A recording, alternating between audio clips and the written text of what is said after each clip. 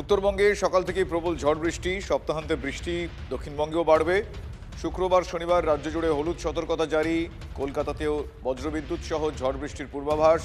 ঘন্টায় 40 থেকে 50 কিলোমিটার বেগে দমকা বাতাস বইতে পারে। তাপমাত্রা বাড়লেও এখনই মাত্রা ছাড়া গরমের সম্ভাবনা নেই। কমলেশ চৌধুরী আমার সহকর্মী এই মুহূর্তে আমার সঙ্গে টেলিফোন লাইনে রয়েছেন। কমলেশ, আবহাওয়া দপ্তরের তরফ থেকে এখনো পর্যন্ত কি কি পূর্বাভাস পাওয়া যাচ্ছে?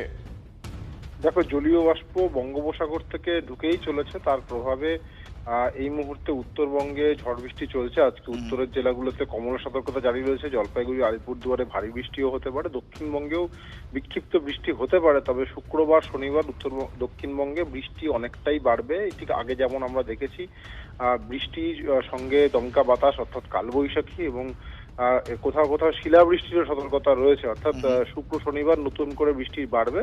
রবিবারও কিছু জায়গায় বৃষ্টি হতে পারে। ফলে এই যে তাপমাত্রা একটু একটু করে বাড়ছে, বৃষ্টি হলে পরে তাপমাত্রা আবার একটু কমতে পারে। শুভজিৎ।